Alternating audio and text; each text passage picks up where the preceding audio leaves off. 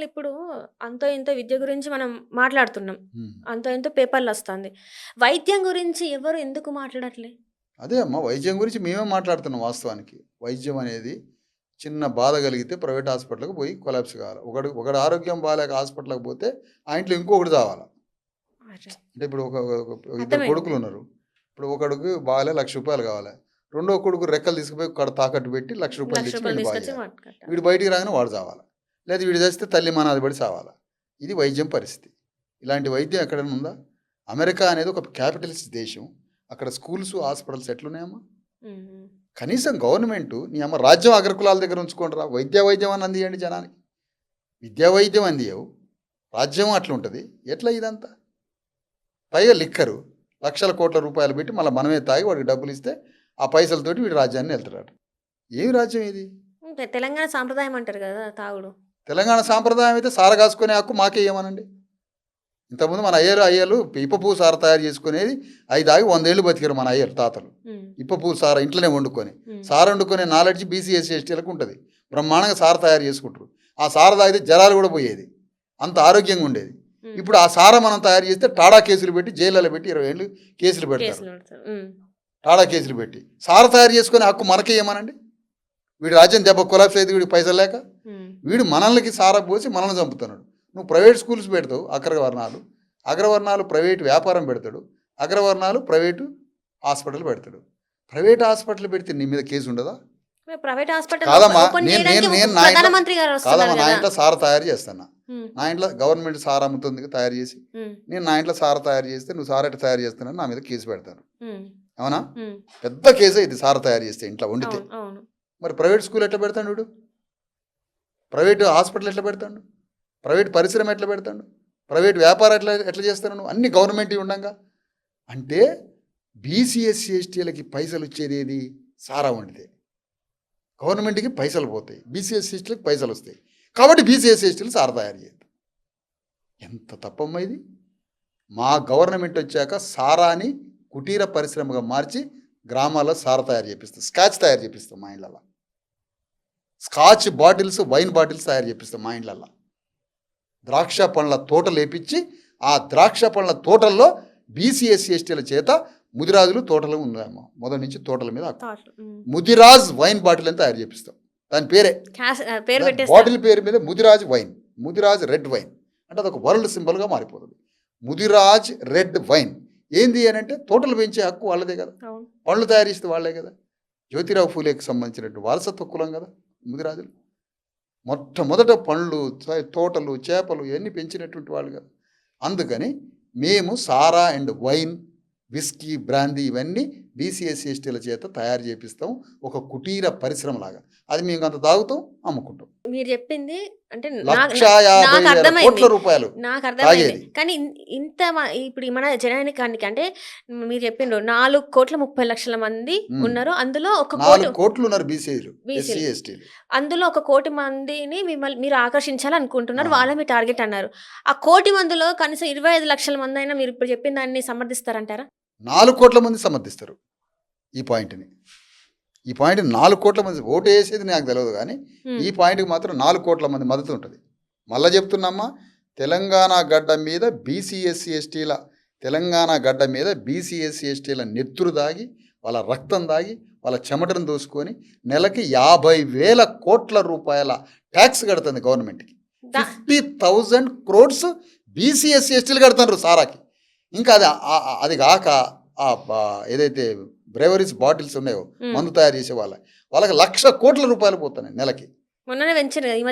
పెంచారు. మేమేమంటున్నామంటే వీళ్ళకి సారా అమ్మి, ఈ సారా అంటే విస్కీ, బ్రాందీ అమ్మి ఈ పైసలతోటి గవర్నమెంట్ నడుస్తుంది. మీకు ఏ రాష్ట్రంలో కూడా అంత ట్యాక్స్ లేదు. ఛత్తీస్గఢ్లో 5,000 కోట్లు లేదు నెలకి, ఇక్కడ 50,000 కోట్లు. ఇంత మందు పోసేది ఎస్సీ ఎస్టీ బీసీలకి. వీళ్ళ కూలి డబ్బులు పెరిగినాయి అమ్మ, ఈ మధ్య 1,000-1,200 వస్తున్నాయి. 1,000-1,200 సగం పైసలు తాగుతున్నారు, వీడు మందు అమ్ముతున్నారు.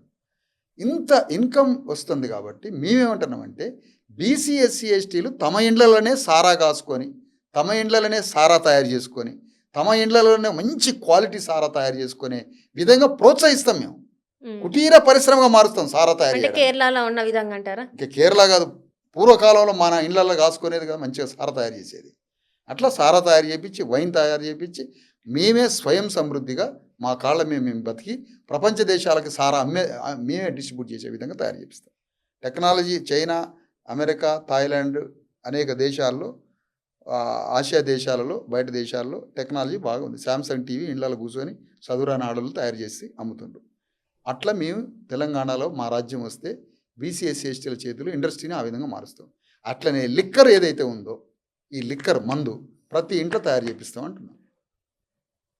సార తయారు చేపిస్తే ఎస్సీలు ఎస్టీలు లంబడోళ్ళను పట్టుకొని ఈపు పగలబట్టేటట్టు కొడతారు.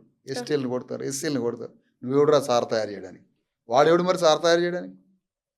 వాడెవడు తయారు చేయడానికి? అందుకని మేము కూడా తయారు చేస్తాం అంటున్నాం. అంటే ప్రభుత్వం నుంచి చేసేవి కొన్ని ఉంటాయి, ప్రజల నుంచి చేసేవి కొన్ని ఉంటాయి. ఇప్పుడు ప్రభుత్వం చేసేవి ప్రజలు చేయొద్దని ఉంటుంది కదా, కొన్ని ఉంటాయి కదా. మనకి ఎక్సైజ్ డిపార్ట్మెంట్ అని ఉన్నది, అది దాని కింద ఉంటుంది. మా రూల్స్ ఎవరు ఫ్రేమ్ చేసారు అంటున్నా? రూల్ని బ్రేక్ చేయాలంటారు నేను. మీరు రూల్ని ఫాలో కావాలని మీరు అంటారు. రూల్కి అగైనెస్ట్గా ఉండాలని నేను అంటున్నా. రూల్స్ ఫ్రేమ్ చేసేది, వాల్యూస్ ఫ్రేమ్ చేసేది రూలర్స్ మాత్రమే. అప్పర్ కాస్ట్ వాడు వాల్యూ ఫ్రేమ్ చేస్తే నువ్వు ఫాలో అవుతావు. నేనేమంటానంటే మనమే వాల్యూస్ అండ్ రూల్స్ని మనం ఫ్రేమ్ చేయాలని నేను అంటున్నా. నేను ఒక 2 పేర్లు చెప్తా, వాళ్ళ గురించి ఒక 5 words, 2 పేర్లు అడుగుతా, వాళ్ళ గురించి ఒక 5 words చెప్పండి. చెప్పండి. కేసీఆర్ వెలమ రాజ్యానికి ప్రతినిధి. ఇంకా అంతేనా? ఇంకా తెలంగాణ రాష్ట్ర సాధన ద్వారా భూస్వామ్య రాజ్యాన్ని పునరుజ్జీవింపజేసిన వ్యక్తి. లేదంటే ల్యాండ్ డిస్ట్రిబ్యూషన్ జరిగిందా? ఎడ్యుకేషన్ డెమోక్రటైజ్ అయిందా? వైద్యం డెమోక్రటైజ్ అయిందా? రాజకీయ ప్రాతినిధ్యం బీసీ ఎస్సీ ఎస్టీలకు పెంచిందా? వీటన్నిటికన్నా ముఖ్యం మీరు నిరుద్యోగ సమస్య గురించి మాట్లాడారు. అదేనండి, అదే అంటే ఎంప్లాయ్మెంట్ కూడా ఉంది ఇందులో. ఉపాధి ఏమైనా పెంచిందా? ఇది ఏమీ లేనప్పుడు కేసీఆర్ని చంద్రబాబు నాయుడుకి, రాజశేఖర్ రెడ్డికి భిన్నంగా ఎక్కడ చూడాలి మీరు? తెలంగాణ రాష్ట్రం సాధించగానే సంబరం ఏముంది? కాదమ్మా, ఇప్పుడు ఇక్కడ ఒక అడవి ఉన్నది, తెలంగాణలో ఒక అడవి ఉంది. ఈ అడవిలో ఉన్నటువంటి ఒక పులి ఏం చేసిందంటే ఇక్కడ ఉన్న జంతువులన్నింటినీ పోగేసి ఆంధ్ర పులి వచ్చి ఇక్కడ మొత్తం అడవిలో పడి మేస్తుంది. ఆంధ్ర పులిని ఎల్లగొట్టాలని ఇక్కడ ఉన్న పులి సాధు జంతువులన్నింటినీ సమీకరించి ఆంధ్ర పులిని ఎల్లగొట్టింది. ఎల్లగొట్టి ఇక్కడ ఉన్న పులి ఏం చేసింది? మళ్ళీ మనల్ని పీక్క తింటుంది. అదే తెలంగాణ రాష్ట్రం. 30 seconds లో చెప్పిన విషయాన్ని. రేవంత్ రెడ్డి కూడా అంతే అంటారు? కూడా కాదు, రేవంత్ రెడ్డి అట్లా. రేవంత్ రెడ్డి ఎవరికి కంటిన్యూటీ? రేవంత్ రెడ్డి లెగసీ ఎవరికి కంటిన్యూటీ? కేసీఆర్కి కంటిన్యూటీ రేవంత్ రెడ్డి. ఇద్దరిలో ఏమి ఇంత ఒక 0.1% చేంజ్ కూడా లేదా? మన రాష్ట్రం గురించి ఇది చేద్దామని ఇద్దరు ఎవరిలో కనబడలా? దొంగతనాలు దోపిడీలు చేయడానికి పోటీ పడే బిల్లా రంగాలు వీళ్ళిద్దరు. బిల్లా రంగాలు అంటారు అంతే. పోటీలు పడే దొంగలమ్మ వీళ్ళిద్దరు. చోటా రాజన్, దావూద్ ఇబ్రహీం లాంటి దొంగలు వీళ్ళిద్దరు.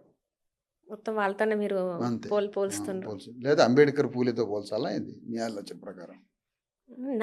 ఇందులో నాదేముండదు. నేను అంటున్నా, నేను చెప్తున్నా, మీరు సామాజిక ప్రతినిధిగా ఉన్నారు కాబట్టి మీకు ఆలోచన ఉందా అంటే మీకంటే ప్రజలకి అంటున్నాను మీ ద్వారా. తప్పు కదా అది.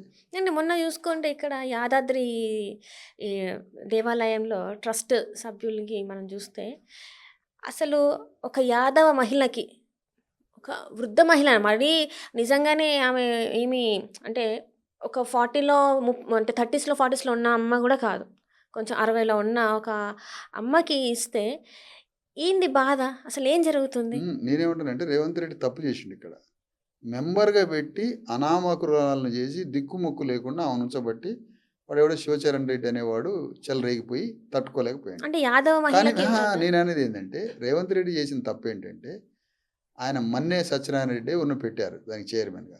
కానీ యాదవ స్త్రీని పెట్టాల్సి ఉండే. ఈ యాదవ స్త్రీని ఆ గుడికి చైర్మన్గా, యాదాద్రి గుడికి ఒక బోర్డు పెట్టారు కదా, దానికి చైర్మన్గా యాదవ స్త్రీని పెట్టాల్సి ఉండే. అప్పుడు ఎంత హై లెవెల్ సెక్యూరిటీ ఉండేది. ఆ శివచరణ్ రెడ్డి వచ్చి కాళ్ళకి దండం పెట్టాడు. మెంబర్గా పెడితే ఏం లెక్క? అందుకని ఇప్పుడు జరిగిన అవమానానికి మేమేమంటున్నామంటే ఆ ఈశ్వరమ్మ అనేటువంటి యాదవ తల్లి ఎవరైతే ఉన్నారో ఆ యాదవ తల్లి, శ్రీకృష్ణుడి తల్లిని తీసుకుపోయి ఆ నరసింహస్వామి గుట్టకి చైర్మన్గా ఇప్పుడు చేయాలి. చేస్తారా మరి? అదే ఇప్పుడు జరిగిన దానికి ఇప్పుడు అదే ప్రాయశ్చిత్తం. క్షమాపణలు చెప్పమని చెప్పాలి. శివచరణ్ రెడ్డి జైల్లో పెట్టాలి, ఆమెకి చైర్మన్ ఇవ్వాలి. ఎందుకంటే ఇది కొన్ని మాట ఆడియో లీక్స్ వింటే చాలా అసభ్యంగా ఘోరం. ఉన్నాయి. అవి అవి ఆడియో లీక్ అయింది కాబట్టి మీకు తెలిసిందమ్మా. హ్మ్. విషయం ఏంటంటే సామాజిక సంగతులని కొన్ని ఉంటాయి. ఆడియో లీక్ అయింది కాబట్టి మీకు తెలిసింది. హ్మ్. కానీ ప్రతి రెడ్డి ఇంకో రెడ్డి, ప్రతి వెలమ ఇంకో వెలమతో అగ్రవర్ణాలంతో కూర్చొని మాట్లాడుకునేది ఆ మాటలే రోజు. ఇది లీక్ అయింది కాబట్టి బయటకు వచ్చింది. హ్మ్. లీక్ కాకపోతే అందరు కలిసి కూర్చొని మాట్లాడుకునేది ఆ మాటలే అంటున్నా. ఇంతకుముందు ఇది జరిగిందా? ఇట్లాంటివి ఉండేనా? అంటే ఇప్పుడు ఈ 2.5 సంవత్సరాలు తీసేస్తే ముందున్న కాదమ్మా, ఒకటే మాట మనం అనుకుందాం. ఇప్పుడు రేవంత్ రెడ్డి కూడా అదే అనుకుంటుండ అంటున్నా నేను. ఆ గుసగుసలే ఆ లీక్. ఎందుకు? ఒకవేళ అది అనుకోకపోతే బయటికి ఎట్లొచ్చిందండి? కాదు. అది అనుకోకపోతే రేవంత్ రెడ్డి ఆమెను ఎందుకు చైర్మన్ చేయలే? ఇక్కడ హ్మ్. శివచరణ్ పాయింట్. రెడ్డి ఏమో ఆ మాట అన్నాడు. హ్మ్. రేవంత్ రెడ్డి కూడా అదే అభిప్రాయం ఉంది. హ్మ్. ఆ అభిప్రాయం ఉంది కాబట్టి చైర్మన్ చేయలే. దీంట్లో అసలు దేవాదాయ శాఖ మంత్రి ఆమె బీసీ మహిళనే. ఆమెకేముందమ్మా పాపం, పద్మశాలి. అంటే అసలు బీసీలకి వాల్యూ లేదా ఇక్కడ? అసలు మీరు అంటే లేదు సరే లేదు లేదు. బీసీలని పక్కన పెడితే మహిళలని కూడా మీరు వాళ్ళని మరి గౌరవించారా? ఏముండదు ఇక్కడ ఈ రాజ్యంలో, ఏముంటుంది ఎవరికి ఏముండదు. అది కరెక్ట్ కాదు కదా. కరెక్ట్ కాదు. మరి అదే కదా మన చైతన్యం, అదే కదా. బీసీ మహిళలకి ఫ్రీ బస్ పెట్టిండ్రు. ఉమ్. మహిళలకి ఫ్రీ బస్ పెట్టడంతోనే అది గౌరవం మేము ఇచ్చినప్పుడు 3% రద్దు చేయాలంటున్నాం అమ్మా. దీనికి నేను కూడా ఏకీభవిస్తాను మీతోని. రెండు అంశాలు అడుగుతున్నాం గవర్నమెంట్ని. ఉమ్, ప్రతి గ్రామంలో ప్రైవేట్ స్కూలా గవర్నమెంట్ స్కూలా ఎవరైనా ప్రతి చదువుకునే బాబుకి ఇంటి దగ్గర నుంచి స్కూల్కి బస్ వేయాలి. ఆల్ చదువుకునే పిల్లలకి. అవును.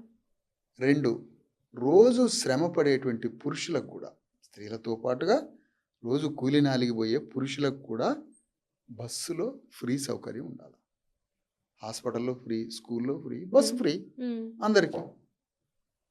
కూలినాలు పనిచేసేవాడు పొద్దున టిఫిన్ పట్టుకొని పోతాడు అమ్మ ఉమ్, పురుషుడు. ఉమ్, పురుషుడైనా స్త్రీ అయినా పని చేసే వాళ్ళందరికీ బస్సులో ఫ్రీ సౌకర్యం ఇవ్వాలి. ఉమ్, చదువుకునే పిల్లలందరికీ బస్సులో ఫ్రీ సౌకర్యం ఇవ్వాలి. ఉమ్, హాస్పిటల్కి పోయే రోగులందరికీ బస్సులో ఫ్రీ సౌకర్యం ఇవ్వాలి. ఉమ్. ఇంకా అవసరమైతే బస్సులో కొన్ని అంబులెన్స్ స్టైల్లో కూడా సీట్స్ని అరేంజ్ చేసి పేషెంట్స్కి అందులో అవకాశం ఇవ్వాలి. అక్కడ వాళ్ళకి 1వ తారీఖు జీతం పడతలేదని వాళ్ళు ఇబ్బందులు పడుతున్నారు. మీరు ఇట్లా అంటున్నారు. అసలు ప్రభుత్వం ఇవన్నిటి గురించి ఆలోచిస్తుందా అని నేను అడుగుతున్నా. అదేనమ్మా, 1వ తారీఖు జీతాలేమో ఇప్పుడు మేమేమంటారు అంటే రివర్స్ మాట్లాడతాం. అంటే సత్యం ఎప్పుడు రివర్స్లో ఉంటుంది. మేము జీతాలు ఇస్తున్నాం ప్రభుత్వానికి, రేవంత్ రెడ్డికి మేము జీతాలు ఇస్తున్నాం బీసీఎస్ ఎస్టీలో. మా సారా తాగిన డబ్బుల ట్యాక్స్తో 50,000 కోట్ల రూపాయలు మేము ఇస్తాం ప్రతి నెల మేము ఇస్తాం వాళ్ళకి శాలరీస్ అంటున్నా.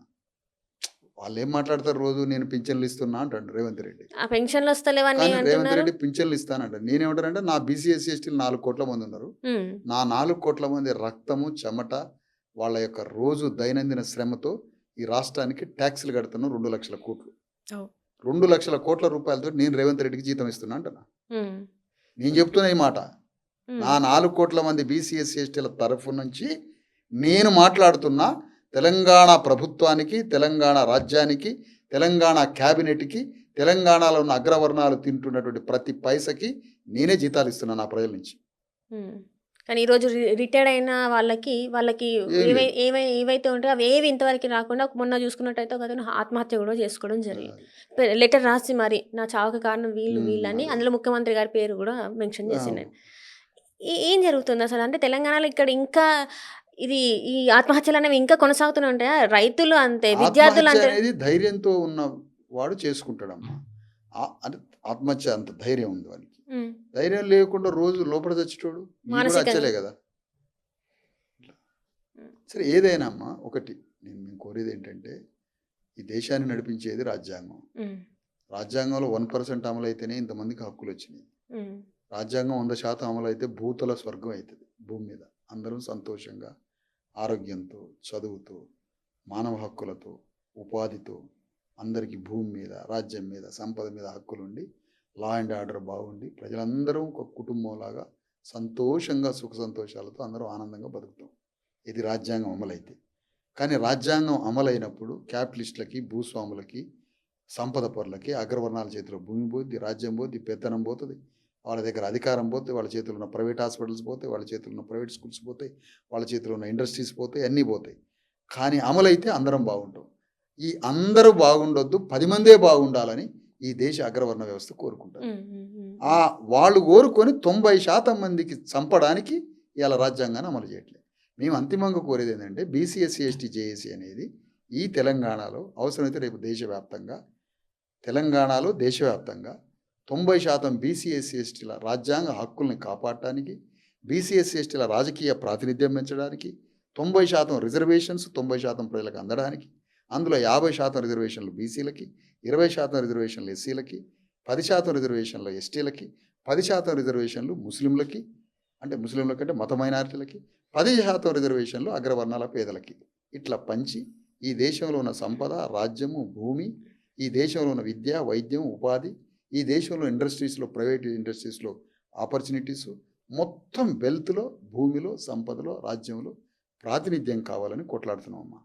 ఇది తెలంగాణలో ఎందుకు ప్రధానంగా అంటే ఇది ఒక పెద్ద భూస్వామ్య నిలయం తెలంగాణ.